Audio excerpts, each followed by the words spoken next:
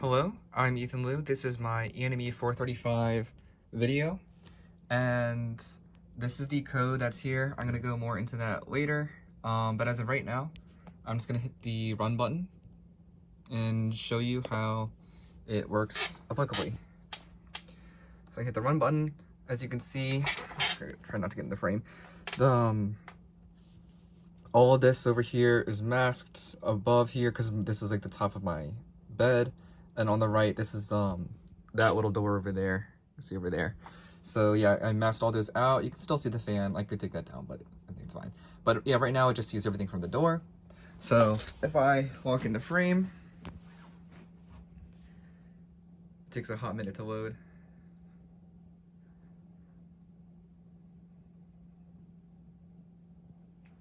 But yep, you can see me. Do a little wave. Okay, then I'm gonna walk out of the room. And I'm gonna wait about 10 seconds.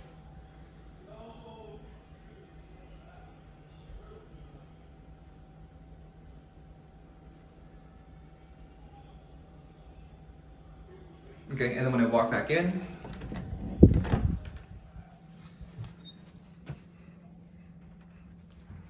close the door behind me. I'm just gonna be waving. And then again, it takes a little. But yeah, that is the application. And once I quit it, as you can see, it sent both of the things from the initial and then the second one to me. It emailed me. This is my burner account, iwuremsen@gmail.com, like remote sensing.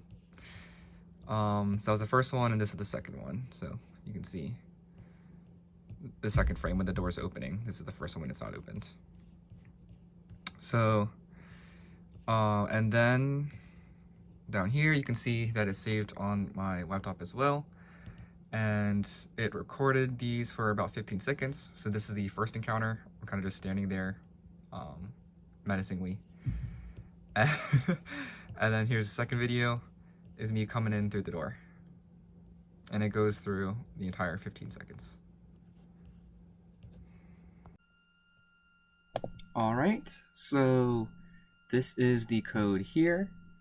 And so as you can see, I'm just gonna start with the inputs at the top. Then the next part is setting up the email, and yeah, the two-factor authentication did take me a hot minute, but yet again, use the burner Gmail account. That was the password for it. This is the masking code here, where I got the perfect rectangle that I needed. And here we are comparing the pixels from the two different frames. And as you can see, the threshold is about 50, so that was what was comparing each frame by frame. And as for the main actual function here, as you can see, the output folder is just like on my desktop, and the video is going to go there. And this is my video capture function. At first I did a video capture 0, but it actually did the outside camera, and I thought it'd be easier to record this with the inside camera, so I changed that to a video capture 1 to use like the second camera. This is kind of just taken from class and lecture, and here's the frame counter, the MRite, the grade, the current time detector, showing the year, month, date. Yep. And then after this, it'll send the email after it gets the frame 1 and then the frame 2 of the initial frame of like before it saw movement, and then the frame after it saw movement. And after that, it'll save a video of the before and after, up to 15 seconds.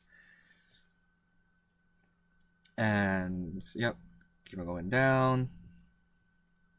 This is the frame count and destroying all of this. So this is the very end of the video.